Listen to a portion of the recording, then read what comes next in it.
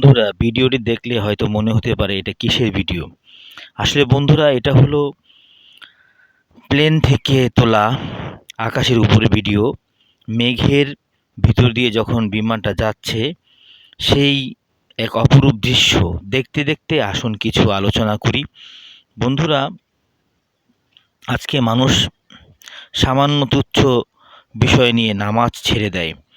তো আল্লাহ সুবহানাহু ওয়া তাআলা যদি বা কোনো বান্দাকে জিজ্ঞেস করে, বান্দা তুমি কেন নামাজ পড়ো নাই, তখন বান্দা যদি বলে যে আমি অসুস্থতার কারণে নামাজ পড়তে পারি নাই, তো আল্লাহ সুবহানাহু ওয়া তাআলা বান্দাকে মনে করাই দিবে যে তুমি কি হজরত আইয়ুব আলাইহিসসালামের চাইতেও বেশি অসুস্থ। কারণ আইয়ুব আলাইহিসসালাম ছিলেন এতটাই অসুস্থ যে তার সারা অঙ্গে ছিল ঘা।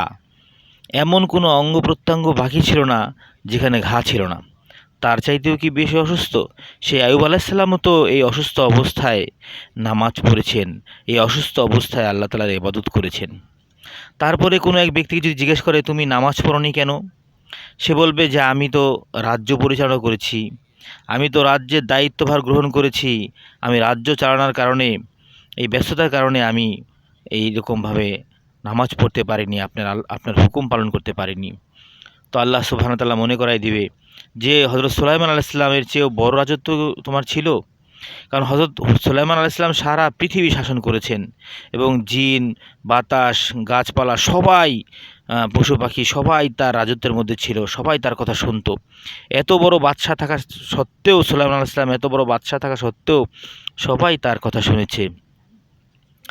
তো এরপরে অন্য একজন ব্যক্তিকে জিজ্ঞেস করবেন যে তুমি নামাজ পড়োনি কেন, সে বলবে যে আমি স্বামীর অত্যাচারের কারণে নামাজ পড়তে পারি নাই।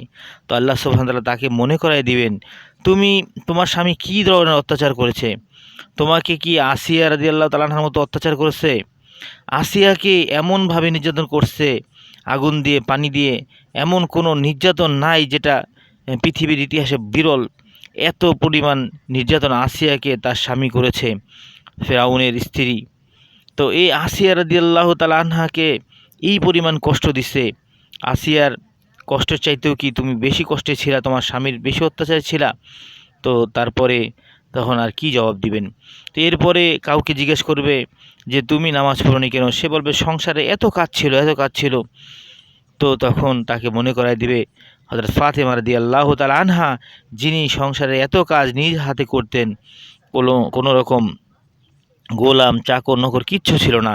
ফাতিমা রাদিয়াল্লাহু তাআলা আনহা নিজ হাতে জাতা দিয়ে আটা গুঁড়া করতেন, নিজ হাতে কুয়া থেকে পানি উঠাইতেন। তো বন্ধুরা, কোনো অজুহাত চলবে না, সবাইকে অবশ্যই নামাজ পড়তে হবে।